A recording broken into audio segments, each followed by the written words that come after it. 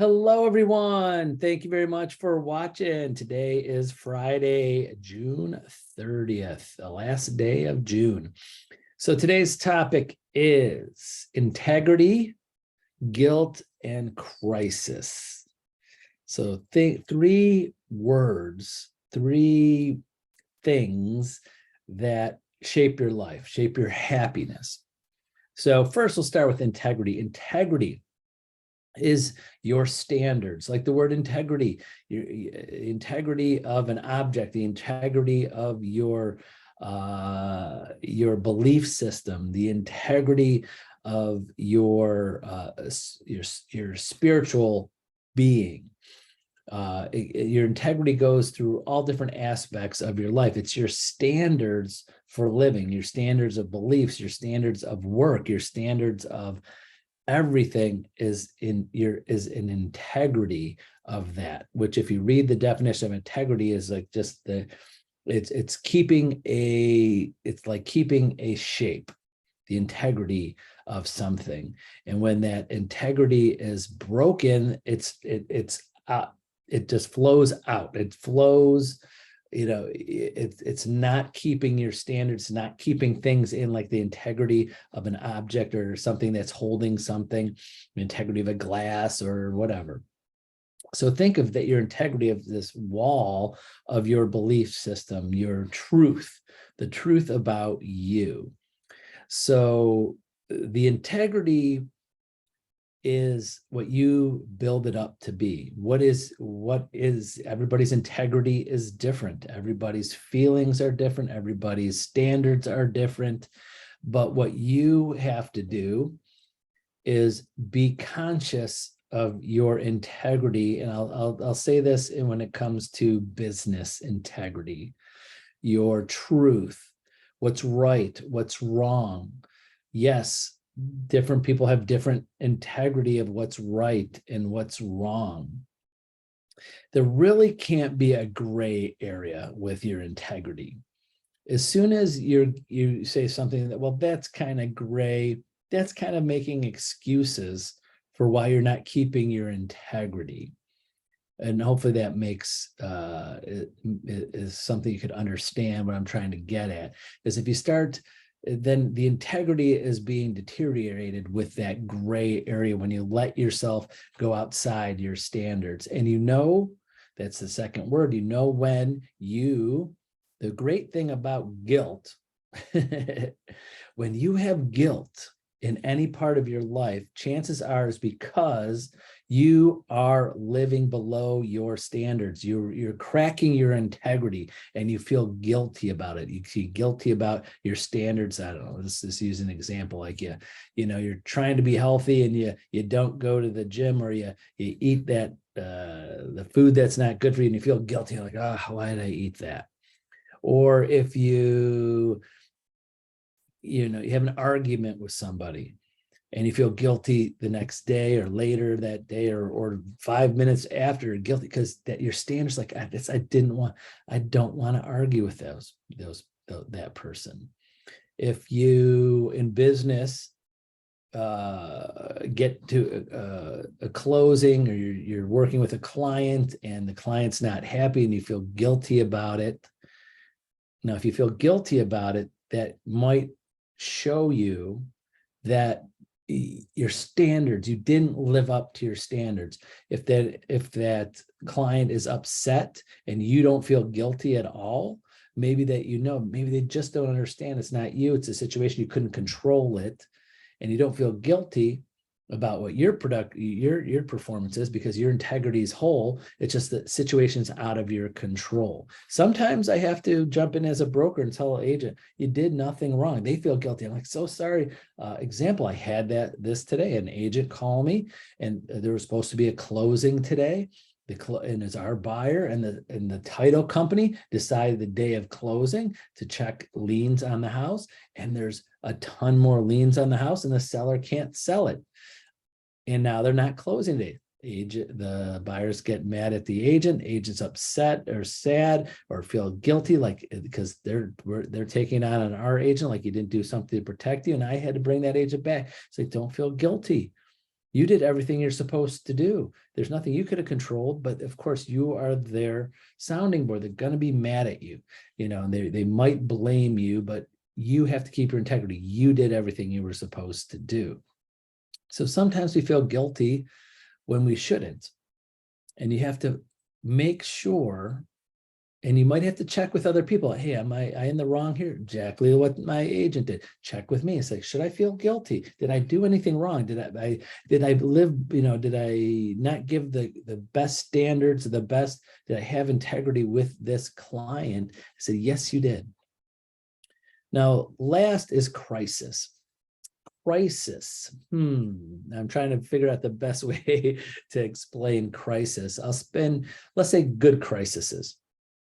When you have crises in your life, I mean, there are ones that you can't control that are horrible things that happen to people in their crises, and you have to rebuild, restructure your life around that. But sometimes a crisis in your life helps you. It helps you refocus on your integrity, refocus, restructure the way you handle things. Example with this, back to the scenario with this agent, a little bit of a crisis, have a buyer that's can't buy now, day before closing, scheduled movers, things are happening. This buyer's not going to get this house. They have to get out where they live. And this agent's right in the middle of a crisis that they did not create. But this crisis, we're going to restructure. She's going to learn. She's going to rebuild. She's going to be able to enhance her integrity and standards for her future clients, because this has never happened to her before. Never happened. If you have not had a closing and a buyer have a moving truck ready tomorrow and they're supposed to close today and it didn't close today, I have agents that, I mean, as a broker in a company that, I'm sorry, I'm going off on tangent here, but trying to get into the depth of this crisis idea, is that we sell thousands and thousands of homes every year. This happens. Sometimes I have agents like, I've been in the business 30 years. I've never had a deal fall apart the day of closing. Good for you. It happens. And I'm glad for you. But the point I'm getting at is that this agent, the day having this crisis now, is going to raise her standards and rebuild her integrity and grow her integrity to now. And she said, what can I do in the future to try to avoid this? Well, one of the things you can do is, in this scenario, anybody's watching just about this scenario, is push the title company to check liens a lot sooner. Check the liens, please. Will they do it? 99 times out of 100, no. Title companies like to wait to the day of closing to check all the liens on the house, because they don't want to do it a week from now, because they'll do it then, and then they'll have to do it again the day of closing anyways, just to make sure nothing snuck on there between the time they did it. So a lot of agents don't do that. Little training here. Title companies, hopefully the title companies agree with me here, is that they have to check the day of closing if there's any liens. If they check 2 weeks from now, it's just preliminary, because all of a sudden a mechanic's lien, someone could take out a second mortgage on the house, an equity line, and right before closing, between the time they check. So sometimes some title companies skip the step of checking early, or just getting a payoff on the mortgage that they know about, or they get a lien search and they don't review it. So this agent now, this crisis is happening, and growing from it and helping restructure and be better for the future. Now, will that agent ever get in a scenario that ever again? No. Will future buyers understand that she has enhanced her integrity and going over and above what she's doing? Most times not, because this situation probably, hopefully, will never come up again in this agent's future, where there's the day of closing, things fall apart. But there's things they could do to try to prevent it that are not really her job, but to really try and push the other people involved to make sure. Also, other side of things, little training. We've had buyers the day of closing, the day before closing, not close because their side of things, because the lender didn't do something. There's one last thing, like re-verify their employment. We've had buyers that thought 2 days before closing, they've gotten finally approved a week ago, decide 2 days before closing to that, it's time for me to find a new job, go to a new job. Then the lender checks to verify they're still employed the day before closing. They don't get approved. And or I've had buyers that took out a car loan the week before closing because they thought, hey, they said I was approved a week ago, everything's good to go, clear to close, bought a car. The day before closing, everything falls apart. Agent, again, in crisis. Agent said, what can I do to enhance my standards? And again, going above and beyond. A lot of agents never even been through this because they're lucky they have. So they've been through that crisis.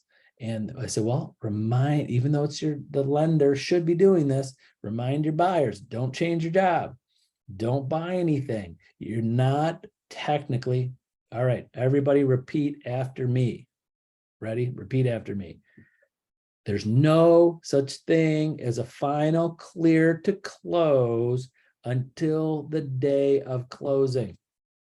I still debate this with some agents that have been in the business 30 years. Oh, I need a clear to close a week before closing. Yes, that's preliminary, meaning that everything stays the same, that nothing changes, that buyers still have a job, they didn't take out a car loan, I've had this before, they decided to spend the money that they have for the down payment, and then all of a sudden at closing, they go, oh, I spent that $5,000. I'm going to call up my father right now. He's going to give us $5,000 back.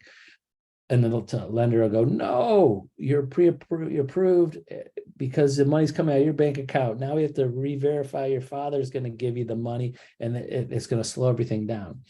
So to all the agents out there, please, even if you've been in the business a million years and this has never happened to you, there's no such thing as a final clear to close or a loan commitment, final loan commitment until the day of closing, because most lenders re-pull credit, sometimes re-verify employment the day of closing or day before closing. And if anything changes, it's dead deal or delays it. If you've never had that happen before, I'm happy for you. But back to the crisis. But when that happens, the agents, it helps build their integrity, that crisis. So again, that's what I meant by crisis. The things, I'm specifying business crises. When things happen in your real estate business, helps you grow, and growth helps you keep that integrity even tighter. Your standards, it helps. There's another thing into your standards. I have all these standards, good standards, hopefully all good standards. And as crises happen, then you add, there's another standard I got to put in there. I got to make sure my buyers know not to do these things. Got to make sure the title companies do these things. Make sure the lender's on top of things. Again, a lot of times agents, technically, that's someone else's job, but it's your standard if you're going to double check all of these things. And one more training, I get this debate a lot of agents listing or buyer's agents calling me, our buyer's agents going, can you believe it? The listing agent is calling my buyer's lender to verify them, and they shouldn't be talking to my lender or my buyer's lender and find out about them. And this is what I say, my opinion, my training, to any agent out there, I go, that's up to your buyer and their buyer's lender to divulge, to answer their questions. They could say, I'm sorry, respectfully, I'm not going to talk to you. That's something between the buyer and the buyer's agent, and they'll be the contact, and they'll let you know everything that's going on. That's one way you can do it. Or but it's the listing agent's responsibility to try to get out as much information. It's like playing poker. It's like telling poker players, don't look at the other player, see if they're what they're doing over there, keep, have blinders on. No, it's your job to watch and observe and check if they want to give you, if they want, they're watching their card to see if someone flips over something. It's that like lender's job to make sure the buyer's okay. They're allowed to call the lender up and ask questions, but it's up to the lender and the buyer to decide how much to tell them. It's a lender's job. So again, crisis standards, some listing agents, their standard, their integrity has that they call the buyer's lender all the time. They vet the buyer's lender. They want to know who they are, where they are. They're going to call them the day before. Some of them call before they even accept an offer on your buyer. Some of them continue to call every week to follow up with them. Some listing agents never talk to the lender. Again, different integrity, different standards. But when you have a crisis that happens, sometimes that raises that standard of business up. So hopefully that made some sense, is that you have to have integrity. If you have any guilt in what you're doing in your business, might be because you're not living up to your own integrity, your own standards. And last, when you have those crises up, I'm not talking earth-shattering life crisis, I'm talking business crises, use those crises to strengthen and add to your integrity and your standards. So that's it for today. Sorry, I went a little longer than I thought. So hopefully that helped you out in some ideas or some thoughts, and to keep in mind with your business day to day, week to week, month to month. And that's it. Have a wonderful Friday. Thank you very much for watching. Happy 4th of July weekend. And I'll be back on Monday. Thank you. Bye-bye.